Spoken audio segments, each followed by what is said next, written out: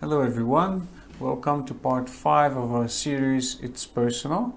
Today we're going to be talking about It's Personal because Jesus knows your potential.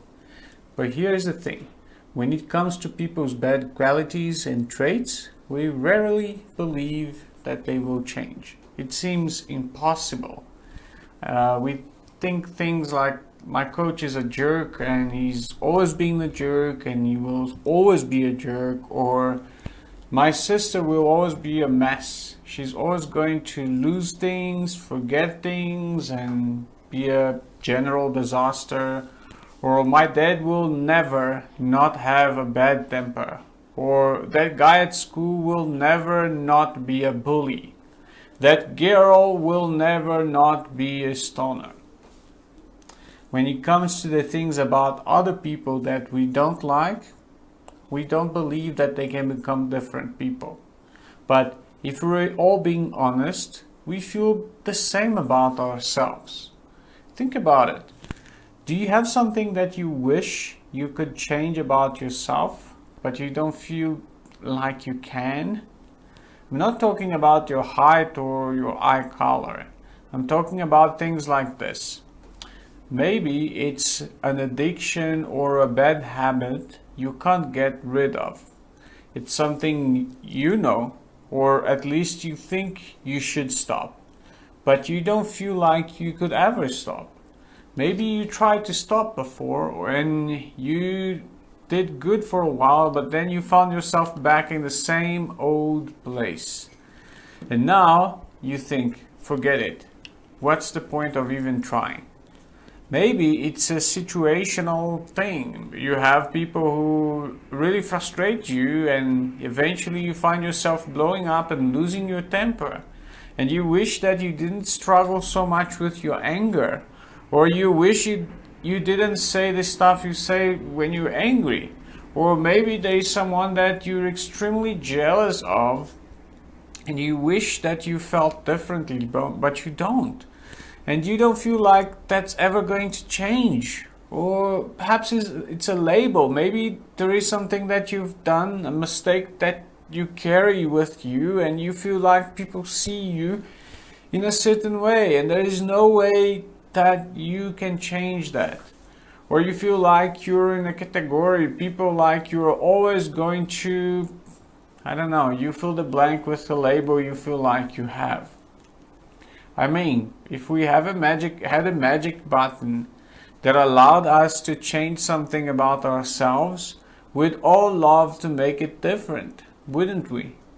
But unfortunately, no such button exists. Sometimes we just feel powerless when it comes to certain things about us. Not to pour on more bad news, but here's what makes this even worse. There are already things about our circumstances that we can't make different. You can't choose who your parents are or where you live. You don't control how much money your family makes or what assignments your teachers give you. You can't change your age. So when you already have a bunch of other things you can't control, it's hard to feel like you can control the things you struggle with. And if you're anything like me, after a while, you're tempted to give up. We all do it. And by the way, there's a quick and easy way to know you've given up. You don't even have to think about it. Just ask if you've used these phrases lately about yourself or someone else. The phrases are, it is what it is, or that's just who I am. Maybe you say it differently, but the idea is the same. It is what it is, and I am who I am. Nothing can really change. And that leads us right back to a guy we've been talking about for a while now. Do you guys remember? His name is Zacchaeus.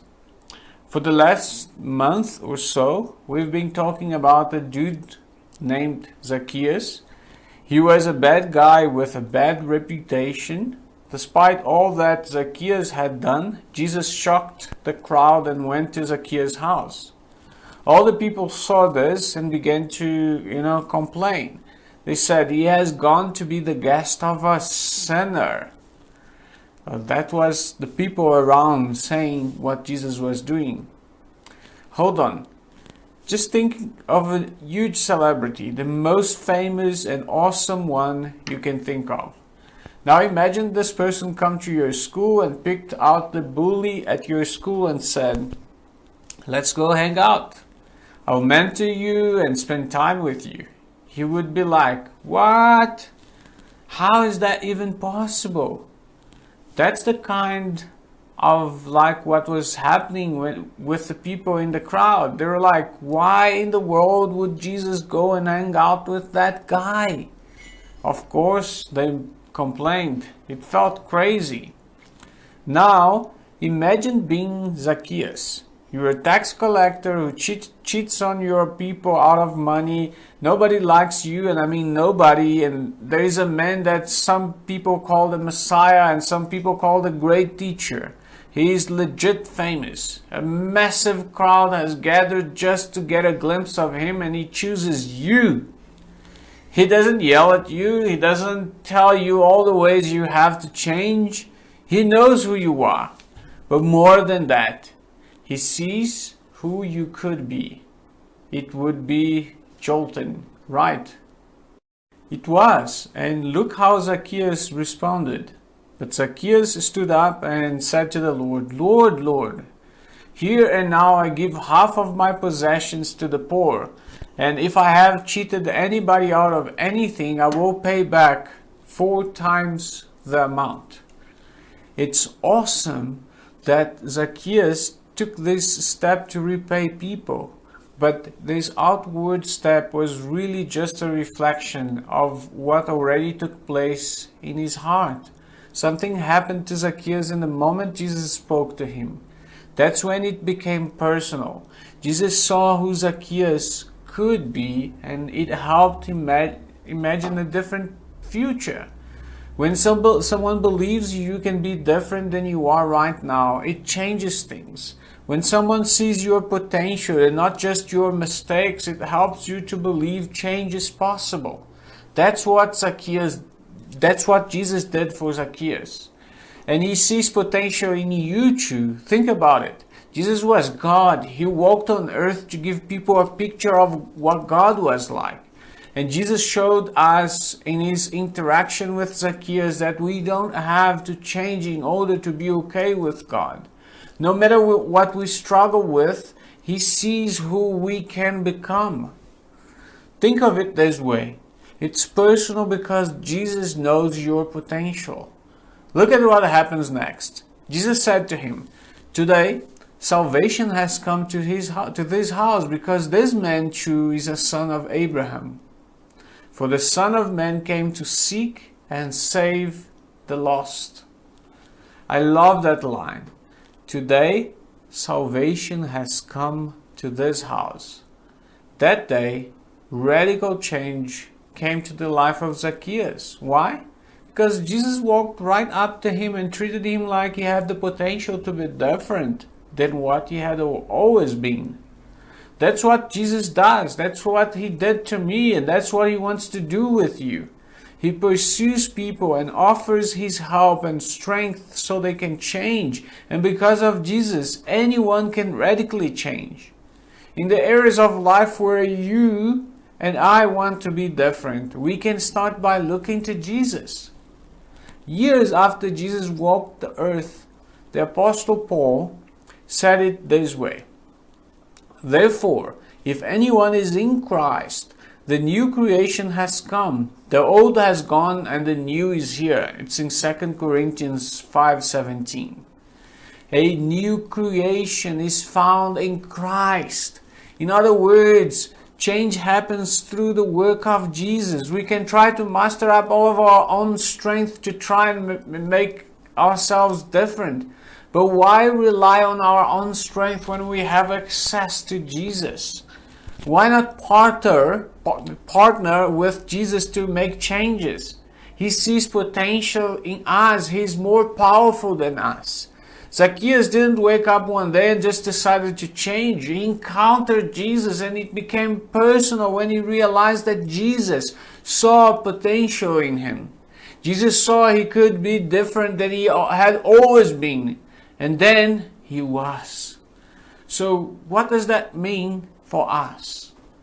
I think it means we need to do two things. Number one, believe that we can change. It's a scientific fact that if you believe that you can change, your chances of actually changing get way better. So start there. Believe it that is possible because of Jesus to stop that habit, control your anger, or fix that relationship. Whatever it is for you that you might have thought you didn't have the potential to change. Then take one step, the first step, toward making that change. For you, it might be talking to someone who can help you, it might be praying about it, or even if it's setting an alarm on your phone to remind you that you can change. I want you to take that step this week. Number two, believe that others can change. If we believe this about ourselves, that we're capable of change, the next step is shifting our thinking to believe that other people are capable of their own changes in life. The people around Zacchaeus complained most likely because they had never imagined a different Zacchaeus. They had no idea it was possible. Ask yourself this question: who is someone I can't imagine changing for the better? Then just allow your mind to consider the possibility that Jesus can radically change anyone. And I want you to do one thing to help them this week. Maybe it's a text to cheer them on, or maybe it's finding time to fix that relationship, or maybe it's making sure to pray for them regularly. Do one thing for them, even if it's small.